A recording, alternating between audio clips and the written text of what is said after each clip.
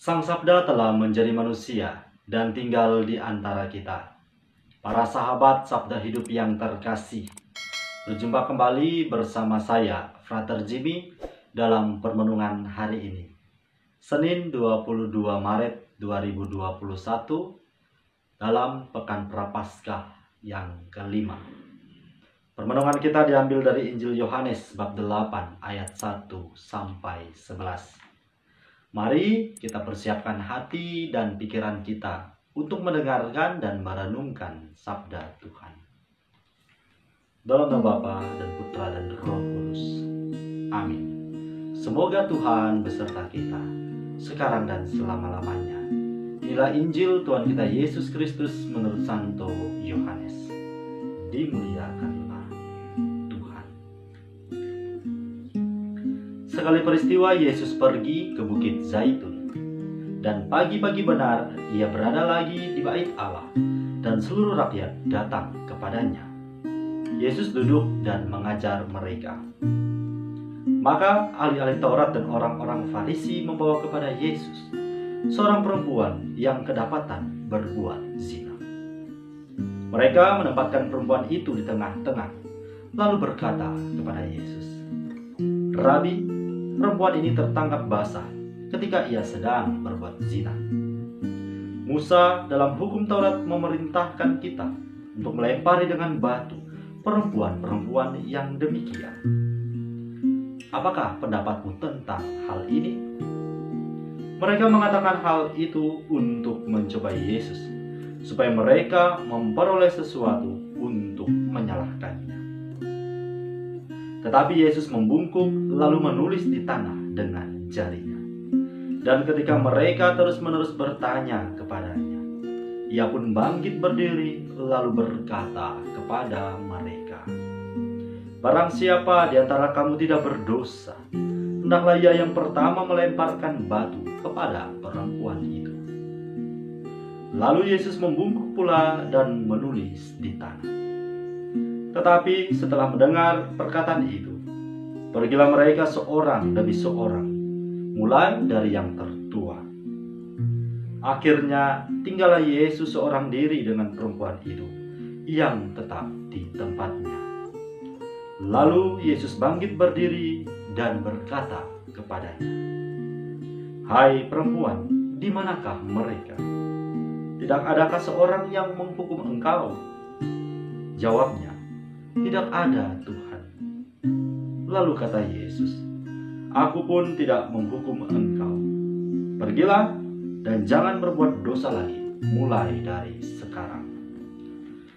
Demikianlah Injil Tuhan. Terpujilah Kristus. Para sahabat Sabda Hidup yang terkasih, dimanapun Anda berada, salam sehat dan sukacita untuk kita semua. Kembali saya mengajak kita pada hari ini untuk merenungkan bersama, menimba inspirasi dan kekuatan iman dari sabda Tuhan yang barusan saja kita dengar tadi. Penginjil Yohanes menceritakan bagaimana kemurahan hati Allah kita jumpai dalam bacaan Injil tadi. Diceritakan bahwa ahli-ahli Taurat dan orang-orang Farisi membawa kepada Yesus seorang perempuan yang kedapatan berzina. Persoalan yang diceritakan dalam Injil ini ialah seorang perempuan yang tertangkap sedang berzina. Kemudian ahli-ahli Taurat dan orang-orang Farisi mendesak Yesus agar sekiranya perempuan ini boleh dijatuhi hukuman dengan cara dirajam, dilempari dengan batu. Mereka menggunakan dalil ayat-ayat kitab suci, yakni dengan berpatok pada perintah Musa yang tertuang juga dalam hukum Taurat. Tentu Injil menyebutkan di sana, kalau kita lihat dan renungkan, motif mereka sesungguhnya tidak untuk menegakkan apa yang menjadi perintah dan hukum Taurat, melainkan tujuan mereka ialah untuk mencobai Yesus dengan alasan agar mereka mendapatkan bahan untuk menyalahkan Tuhan Yesus.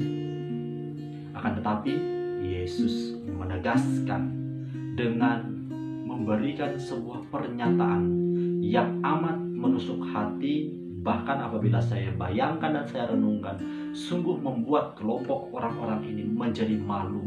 Bahkan mereka tidak sanggup lagi untuk berada di tempat itu bersama Yesus dan perempuan yang mereka bawa tersebut. Barang siapa di antara kamu yang tidak berdosa, hendaklah ia yang pertama melemparkan batu kepada perempuan itu. Kalimat ini sungguh menohok dan sangat menusuk hati. Dalam kehidupan setiap hari, tentu situasi yang demikian tidak jauh dari kehidupan kita saat ini. Kecenderungan untuk menilai sepihak atau mengungkapkan deretan daftar dosa orang lain sangat mudah untuk kita kerjakan. Akan tetapi mengakui dengan segala kerendahan hati kesalahan bahkan dosa-dosa kita pribadi, saya yakin dan percaya mungkin dalam doa-doa kita pribadi kita pun masih enggan dan sangat malu, apalagi mengakuinya di depan orang banyak. Inilah kecenderungan-kecenderungan yang mungkin tanpa kita sadari bisa muncul kapan saja. Kita mudah untuk menghakimi sesama, lebih-lebih kalau sesama itu berbuat salah dan dosa. Kita mudah untuk menilai dan melihat kekurangan orang lain, tetapi kita sangat sulit untuk berani melihat kedalaman hati kita, lebih-lebih sikap salah dan dosa yang kita miliki setiap hari. Maka para sahabat Sabda Hidup yang terkasih, pengampunan serta belas kasih yang ditunjukkan Yesus kepada perempuan yang ketangkapan berzina ini sungguh menjadi bukti bahwa Allah yang kita imani sungguh Allah yang sangat murah hati. Aku pun tidak menghukum engkau, pergilah dan jangan berbuat dosa lagi. Ini adalah pengampunan yang apabila kita lihat di sini sungguh sangat luar biasa. Tuhan tidak menghukum, melainkan Tuhan memberikan kesempatan kepada perempuan ini untuk berubah menjadi pribadi yang baru, tidak berbuat dosa lagi. Tentu apa yang menjadi perintah Tuhan ini berada dalam ranah pilihan bebas dari perempuan yang berbuat zina ini. Apakah dia mau pergi dan tidak berbuat dosa lagi, atau bertahan dengan kebiasaannya sebelum ia berjumpa dengan Tuhan Yesus dan ketangkap basah oleh ahli-ahli Taurat dan orang-orang Farisi.